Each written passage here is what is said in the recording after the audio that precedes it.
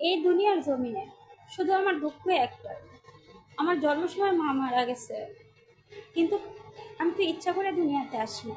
আল্লাহ আমাকে মানুষভাবে সৃষ্টি করে পাঠিয়েছে, তাই আমি দুনিয়াতে আসছি। আমার 6 বছর বয়সকালে আমার বাবা মারা গেছে। আমি কখনো মা বাবা কিরকম ছিল আমি জানি না, দেখিও না। কিন্তু দুঃখ আমার একটা, আমার মা বাবা মারা যাওয়ার পর আমার বড় ভাই বোন আমাকে ছোট থেকে এরকমভাবে নির্যাতন অত্যাচার করছে যে এক গ্লাস পানিও দেয় না। যখন আমি ক্ষুধার যন্ত্রণা আমার বড় ভাই বোনের কাছে ছুটে যাইতাম, আমার বড় ভাই বোন মায়েরা গাড় ধাক্কা দিয়ে আমাকে তাড়াইয়া দিত, বড় ভাই ভাবি এবং বোন। গ্রামবাসী আমাকে যা খাইতে দিত, যা করতে দিত তাই খাইতাম, তাই করতাম। যখন আমার 8 বছর বয়স, 8.5 বছর বয়স, তখন আমি টেক্সটাইল মিলে চাকরি করতে যাই। আর টেক্সটাইল মিলে চাকরি করি, এমনকি আমি লেখাপড়াও করি। পড়ালেখায় ভালো একজন ছাত্রী থাকি। হঠাৎ আমার নাকের মধ্যে রক্ত চলে আসছে। তখন আমি আমার ভাই বোনের কাছে ছুটে আসি বেতন পাইয়া।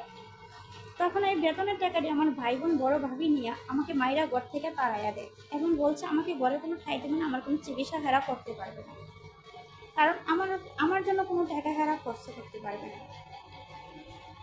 তখন আমি মানুষের কাছে আশ্রয় নিই। আশ্রয় নেওয়ার পর তারপর আমি আমার চিকিৎসা করি। চকলেট ফ্যাক্টরিতে চাকরি করি, বেতন পাই, আমার চিকিৎসা করি। তারপরে আমি চাকরি করি সেভেন ফ্যাক্টরি, তারপরে আমি চাকরি করি ব্যাগ ফ্যাক্টরি। তারপরে যখন আমার গার্মেন্টসের বয়স হয়, তখন যখন আমার 11 বছর বয়স, তখন আমি গার্মেন্টস করি। আর 2019 সাল যখন আমার 14 বছর বয়স, তখন আমার বড় ভাই আলম এবং আমার বড় ভাবি আমেনা, বড় ভাবি আমেনার ভাই কাদির, আর কাদিরের বাবা মালেক, মালেক আর কাদিরের বাবা মালেক, মালেকের বাড়ি সিলেট দুয়ারা বাজার থানা সানপুর গ্রাম।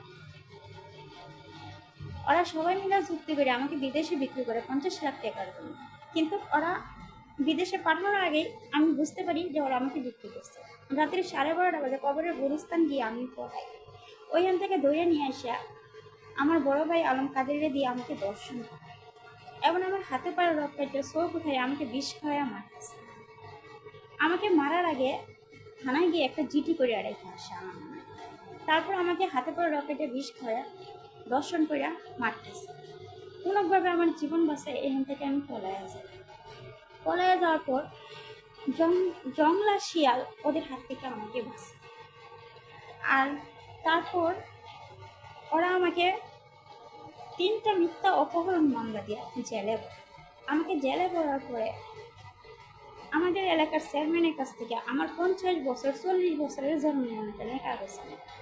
আনার পর কাদিরের জন্ম নিয়ন্ত্রণের কাগজ আনে 15 বছর। জজ সাহেবের কাছে গিয়ে দাঁড়ায় যে আমার 50 বছর 40 বছর বয়স, আমি মামলা দিয়ে নিখোঁজ হয়ে গেছি, আমি বাদী মিথ্যা মামলা আছে। এই কথা বলে আমার বড় ভাই বোন এবং কাদিরের বাবা মালেক কাদিরকে জামিন করে। আর সেই জামিনের পরে কাদিরকে ভিসা ছাড়া বিদেশ পায়। আর আমি 5 বছর এক কাঠে জেল খেটে যুবতী মেয়ে হয়ে যাই জেলখানায়। জেলখানা থেকে একা একা বের হইয়া এই ঘটনা উল্লেখ করি জজ সাহেবের সামনে তুলে ধরি। জজ সাহেব স্যার শুনিয়া খুব কষ্ট পায়।